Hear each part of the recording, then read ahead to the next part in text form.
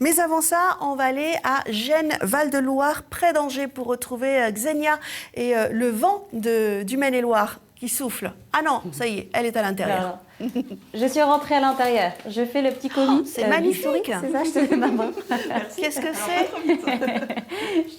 Et alors, Qu'est-ce que c'est, Karel? Alors ça, ce sont des brins d'osier. Donc ceux-là, ils sont écorcés. C'est de l'osier blanc.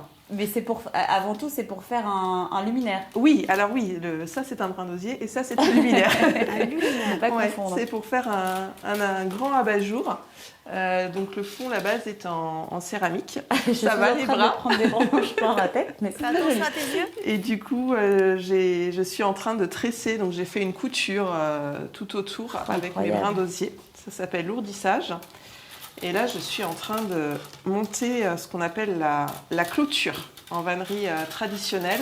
Et donc, attends, parce que moi, c'était des brins de saule, mais c'est la même chose? Oui, alors, l'osier, c'est du saule. Ah. Tous les saules ne sont pas des osiers. Oh là. Ouais, c'est un peu compliqué. Mais c'est essentiellement avec cette matière-là que tu travailles. Ouais. Moi, là, de ce que j'ai dans les mains, ils sont un peu humides. C'est normal? C'est pas la tempête? C'est pas la tempête.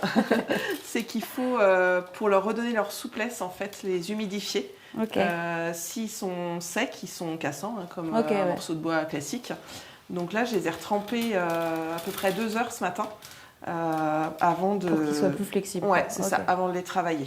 Parce que si je fais ça et que je les casse, je pense que Karel va m'en vouloir. Ouais, beaucoup, ouais. C'est pas une bonne idée.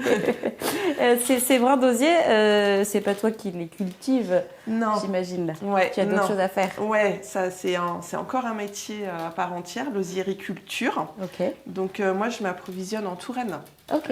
Près d'Azel-Rideau. Ouais, j'ai deux producteurs chez qui je vais. Je sais pas si tu vois, à l'âme, c'est très agréable, ça me chatouille l'oreille. Une sorte de petit coton-tige géant.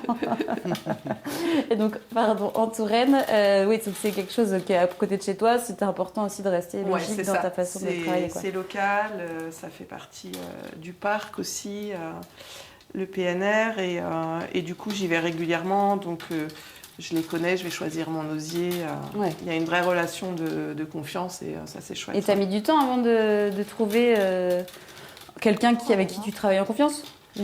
Parce que j'imagine que tous les vanniers ne sont pas, trouvent pas leurs ressources juste à côté de chez eux. Oui. Alors moi j'ai la chance déjà que ça soit pas très loin. Et en fait il y en a et en France. Et j'ai travaillé beaucoup avec Catherine et Christophe, chez qui je prends l'osier blanc, qui en fait c'est eux qui m'ont appris la vannerie. Okay. Donc voilà, ça s'est fait un savoir-faire que tu as appris sur plusieurs années, on va y revenir. Juste, tu parlais d'osier blanc, donc on a bien compris que c'était celui-là. Ouais. Ça, c'est de l'osier marron, brut. Bien. Et en l'occurrence, un peu vert.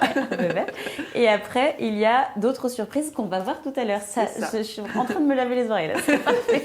C'est luminaire. Ça chatouille, ça chatouille. À tout de suite. À tout de suite, Xenia.